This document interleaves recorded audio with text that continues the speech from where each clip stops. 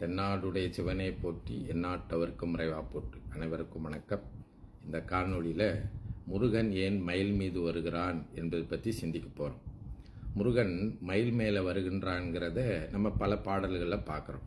அருணகிரி பெருமான் ரொம்ப அருமையாக சொல்லுவார், ஏறு மயில் ஏறி பிழையாடு முகம் ஒன்றே அப்படின்வார். அப்போது மயிலுங்கிறது ஒரு பறவையாச்சே, அது மேலே முருகன் உட்கார முடியுமா? சில வேளையில் வள்ளி தேவையானோட முருகன் மயில் மேலே உட்கார்ந்துருப்பார். இதெல்லாம் அறிவுக்கு எட்டக்கூடிய செயலாக இருக்கின்றதா அப்படின்னு பலர் சிந்திக்கக்கூடும். இன்னும் கூட நம்முடைய மற்ற கடவுளர்லாம் பார்த்தீங்கன்னா விநாயகர் எலி மேலே உட்கார்ந்துருப்பார், சிவபெருமான் விடை மேலே உட்கார்ந்துருப்பார், அம்மையும் விடையை ஊர்த்தியாக கொண்டிருப்பாங்க, சில வேளையில் சிங்கத்து மேலே உட்கார்ந்துருப்பாங்க. இப்படிலாம் நம்ம பார்க்குறோம். இப்படி பார்க்கின்ற போது நமக்கு சரியான உண்மை புரியலன்னா ஏதோ நம்ம கடவுள் எல்லாம் இந்த விலங்குகள் பறவைகளை எல்லாம் துன்புறுத்துவது போல நமக்கு ஒரு தோற்றம் ஏற்படும். அப்போது ஏன் நம்ம அவங்க இப்படி செய்திருக்கிறாங்க அப்படின்னு பார்த்தீங்கன்னா ரொம்ப அருமையான ஒரு செய்தி. அதாவது இந்த முருகன் மயில் மீது உட்கார்ந்து இருக்கிறதுக்கு ஒன்று புராண அடிப்படையில் செய்தி இருக்கின்றது, இன்னொன்று நம்முடைய சமய நூல்கள் அடிப்படையில் அருளாளர்கள் சொல்லி இருக்கின்ற விளக்கம் அடிப்படையிலும் விளக்கம் இருக்கின்றது. முதல்ல புராண அடிப்படை நம்ம பார்ப்போம். கந்த புராணத்தில் இந்த சூரபதுமன் ஒருத்தன் இருந்தான். அவன் ஆணவத்தின் அடையாளமாக இருந்தான். அவனை அழிப்பதற்காக முருகப்பெருமான் வேலை விட்டார். அந்த வேல் போகின்ற போது அந்த சூரபதுமன் மாமரமாக நின்றான். அந்த மாமரத்தில் வேல் பாய்ந்தது, இரண்டாக பிளந்தது. ஒரு பக்கம் சேவலாக மாறியது, ஒரு பக்கம் மயிலாக மாறியது. அந்த மயிலை ஊர்தியாக கொண்டார், சேவலை கொடியில் போட்டு கொண்டார். ஓர் உடம்பில் 2 முனிவர்கள் இருந்தார்கள், அவர்கள் ஆணவம் நீங்கினார்கள் என்கின்ற செய்தியெல்லாம் கந்த புராணத்தில் பார்க்குறோம்.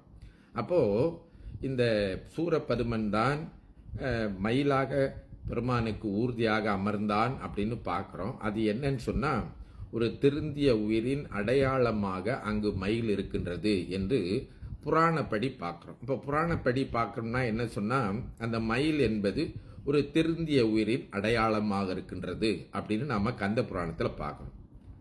அந்த கந்த புராண செய்தி அடுத்து மெய்யியல் கோட்பாடு வழியாக என்ன சொல்லுது அப்படின்னு சொன்னால் அருணகிரி பெருமான்கிட்ட போகணும். அருணகிரி பெருமான் அவருடைய மயில் விருத்தத்தில் இந்த மயில்னா என்னன்னு சொல்கிறார். மயில் என்பது ஓங்காரம் அப்படின்னு சொல்கிறார். மயில் என்பது ஒளி என்று சொல்கின்றார். மயில் என்பது அறிவு என்று சொல்கின்றார். இந்த மயில் நமக்கு வரக்கூடிய பகையெல்லாம் போக்கிவிடுங்கிறார். அப்படி நமக்கு என்ன பகை வரப்போகுது அப்படின்னு கேட்டிங்கன்னா நமக்கு இந்த அகப்பகை புறப்பகைன்னு சொல்கிறாங்க இல்லைங்களா, அப்படின்னு உள்ளுக்கு இருக்கக்கூடிய இந்த காம மகிழி மயக்கம் அப்படின்னு சொல்கிறாங்களே, ஆசை, கோபம், அப்புறம் எது உண்மை எது உண்மைன்னு தெரியாமல் நாம் நிலையில்லாத பொருளையெல்லாம் நிலை என்று எண்ணுவது, இதெல்லாம் மயக்கம்னு சொல்கிறாங்க. அப்போது இதை தான் நமக்கு உட்பகைன்னு சொல்கிறாங்க. புறப்பகைனா நமக்கு உலகத்தில் நம்ம பார்க்கக்கூடிய பல்வேறு நமக்கு தீங்கு செய்யக்கூடியவையெல்லாம் பகை அப்படின்னு சொல்கிறோம். இப்போது இந்த ரெண்டையும் போக்கக்கூடிய ஒன்றாக மயில் இருக்கின்றதுன்னு சொல்கிறார். அப்போது அது போக்கக்கூடியதுன்னா என்ன, அது எப்படி மயில் போக்கும் அப்படின்னா நான் முதல்ல உங்களுக்கு சொன்னேன். மயில் மந்திர வடிவம் என்று, அறிவு வடிவம் என்று அருணகிரி பெருமான் சொல்றார். அதாவது அருணகிரி பெருமான் சொல்றாரு மந்திர வடிவம்னா ஓங்காரம் அப்படிங்கிறார். அந்த ஓங்காரங்கிறது அ உ என்பதனுடைய சேர்க்கைன்னு உங்களுக்கு தெரியும். அ என்பது சிவத்தையும் உ என்பது சக்தியும் குறிப்பது. அது ரெண்டும் சேர்ந்துதான் ஓங்காரமாக இருக்கின்றது. அந்த ஓங்காரத்திற்குள்ளே இருந்து முருகப்பெருமான் வெளிப்பட்டு நமக்கு அருளுகின்றான் என்பதைத்தான் அந்த மயிலாகப்பட்டது தோகை விரித்து நிற்பது போலவும் அதன்பேல் முருகன் அமர்ந்திருப்பது போலவும் அருணகிரி பெருமான் நமக்கு சொல்கின்றார். அதனால தான் நம்ம வீட்டில் கூட இந்த முருகன் படம்லாம் வச்சுருந்தீங்கன்னா பார்த்தீங்கன்னா அந்த முருகன் வேல் பிடித்து நின்று கொண்டிருப்பான், பக்கத்தில் மயில் இருக்கும். இன்னும் அதற்கு மேலே பார்த்தீங்கன்னா ஓம் என்கின்ற எழுத்துக்கு உள்ளே முருகனை போட்டு வைத்திருப்பார்கள்.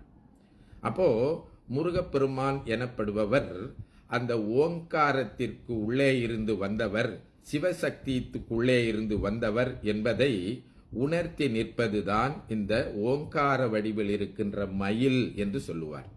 அப்ப அந்த ஓங்காரம் என்பது நமக்கு அறிவை தருவது, அது ஞான வடிவாக இருக்கின்றது என்கின்ற செய்தியை அருணகிரி பெருமான் மயில் விருத்தத்தில் சொல்றார்.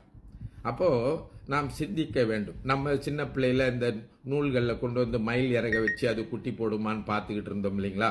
அப்புறம் வீட்டில் கொண்டு வந்து இந்த மயில் இறகை அப்படியே நம்ம சாமி மேடையில் அடுக்கி வச்சு இப்போல்லாம் தைப்பூச திருவிழாக்கெல்லாம் போனால் வந்து பார்த்தீங்கன்னா அப்படியே கற்றையாக மயில் இறகை நம்ம வாங்கிட்டு வந்து வீட்டில் வைப்போம்.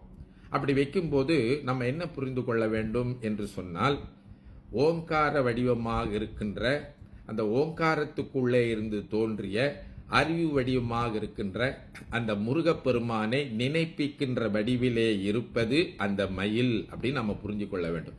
அதுக்காகத்தான் மயில் இறகை கொண்டு வந்து வீட்டில் வைக்கிறோம். இப்போ மயில் இறகு என்பது என்னன்னா, முருகன் நமக்கு தருகின்ற அறிவு, ஞானம், ஓங்காரத்தினுடைய மந்திர வடிவம் என்பதை புரிந்து கொள்ள வேண்டும். அப்போ நம்ம பிள்ளைகளுக்கெல்லாம் சொல்லி தான் வளர்க்கணும். என்ன வளர்க்கணும்?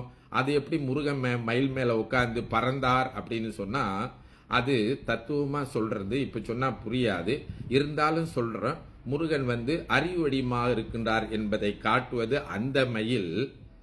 நாம பார்க்கறது போல சாதாரண அது ஒரு பறவை இல்லை என்பதை நாம் சொல்லி கொடுத்தோம். அப்படி சொல்லி கொடுத்தால்தான் நம்ம பிள்ளைகளுக்கு பல வேளையில நம்ம விலங்குகளை துன்புறுத்துவது போலவும், சில பேர் சொல்லுவாங்க கடவுளர்கள் எல்லாம் விலங்குகளை துன்புறுத்தி கொண்டிருக்கின்றார்கள்னு.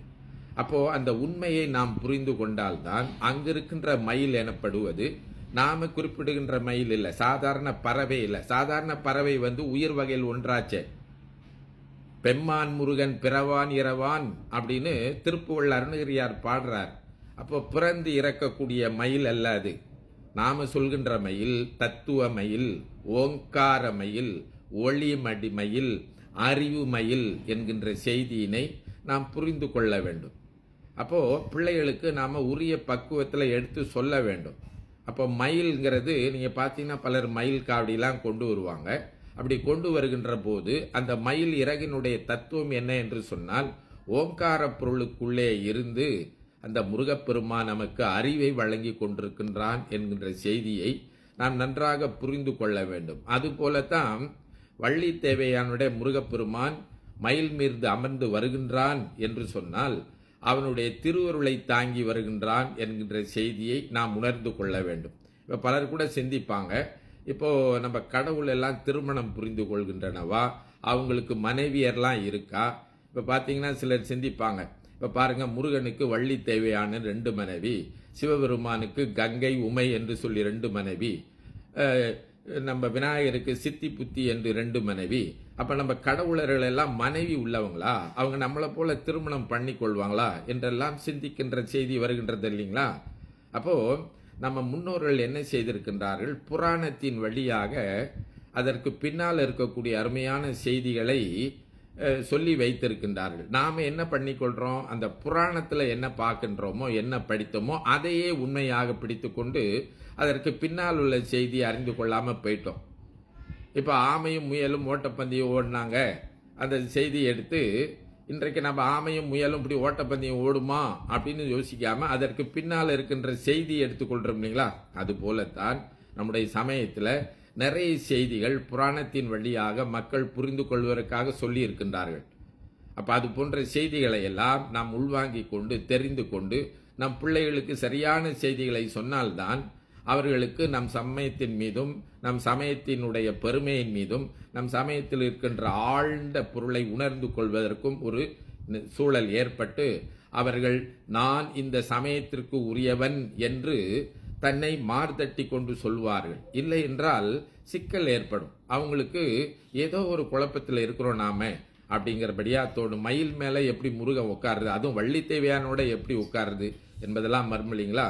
அடுத்து வரக்கூடிய காணொளிகளில் வள்ளி தேவையானுடைய முருகன் உட்கார்ந்திருக்காரு, அவர் திருமணம் பண்றாரா, அவருக்கு 2 மனைவியர் இருக்கின்றா என்பதெல்லாம் சிந்திப்போம் என்பது சொல்லி இந்த அளவோடு இந்த மயிலை பற்றிய செய்தியை நாம் உங்களுக்கு சொல்லி அதை நம்முடைய குழந்தைகளுக்கு முறையாக எடுத்து சொல்ல வேண்டுமாய் வேளையிலே தெரிவித்து நிறைவு செய்கின்றேன்.